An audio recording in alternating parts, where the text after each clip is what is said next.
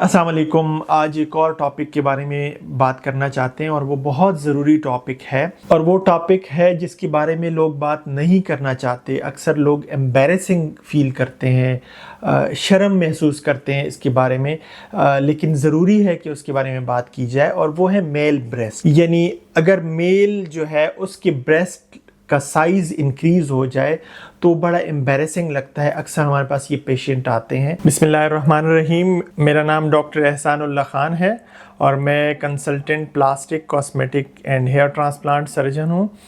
मैं as assistant professor काम कर रहा हूँ burns plastic surgery centre Peshawar में। देखें, पहले हम बात करते हैं कि उसकी काजेज़ क्या है। जब मेल 14 ईयर्स तक पहुँच जाते हैं तो उसमें जो मेल हार्मोन होते हैं वो डिफरेंट हार्मोन इंक्रीज़ होना शुरू हो जाते हैं।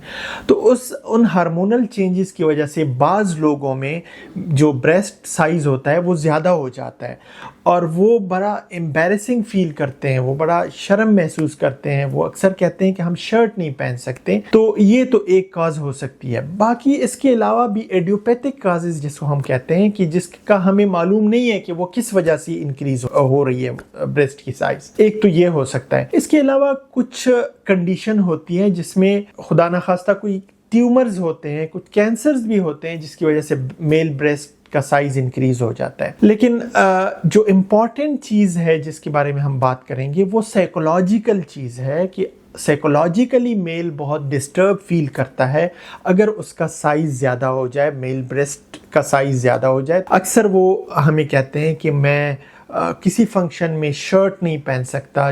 अक्सर ये लोग फंक्शंस में नहीं जाते। अक्सर ये लोग टाइट जीन्स या शर्ट नहीं पहनते क्योंकि वो फील करते हैं कि इस तरह वो ब्रेस्ट और प्रोमिनेंट हो जाएंगे और वो साइकोलॉजिकली और इसको फील करते हैं।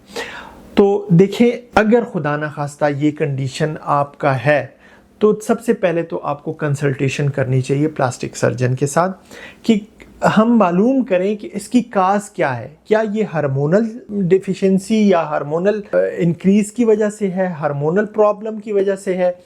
अगर वो है तो उसको हम ट्रीट कर लें, या फिर कोई और कंडीशन है, कोई खुदा न खास्ता बिनाइन ट्यूमर है, कोई कैंसर है उसकी वजह से है, ताकि अकॉर्डिंगली हम उसको ट्रीट कर लें। जब हम इसको डायग्नोज कर लेते हैं कि ये किसी हार्मोनल प्रॉब्लम की वजह से है या कोई एडियोपैथिक काज है, उसका कोई रीज़न नहीं है, तो फिर हम उसकी ट्रीटमेंट पे जाते हैं। ट्रीटमेंट उसका बहुत आसान है, दो तरीक़ों से हो सकता है। लोकल एनेस्थीसिया में भी हो सकता है और जनरल एनेस्थीसिया में भी हो सकता है। उसमें दो चीज़ें हैं, लाइपोसक्शन भी हो सकती है और उसमें ग्लैंड का साइज़ अगर इंक्रीज़ है वो डिपेंड करता है कि आपका कौन सा टाइप है।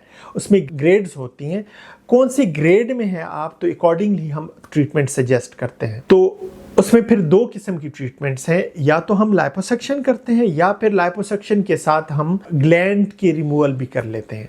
जब हम ग्लैंड रिमूवल करते हैं उसके बाद दोबारा उसके चांसेस बिल्कुल कम हो जाते हैं और वो टोटली ट्रीट हो जाता है। लेकिन जो इम्पॉर्टेंट चीज़ बताना चाहता हूँ वो ये है कि बिल्कुल भी एम्बैरेसिंग फील ना करें। अपने प्लास्टिक सर्जन के साथ ज़रूर कंसल्ट करें क्योंकि ये एक ट्रीटेबल कंडीशन है, इसका इलाज मुमकिन है। और बजाय इसके कि आप एक साइकोलॉजिकल ट्रॉमा से गुजरें इतने अरसे तक, आप जिम करें, कोशिश करें कि इसको मैं जिम के ज़रिए कम करूं, होता नहीं है। अक्सर लोग बहुत अरसे तक जिम भी कर लेते हैं लेकिन फिर भी ट्रीट नहीं होता। तो अपने प्लास्टिक सर्जन के साथ कंसल्ट करें ताकि आप साइकोलॉजिकल जो ट्रॉमा है उससे बच सकें।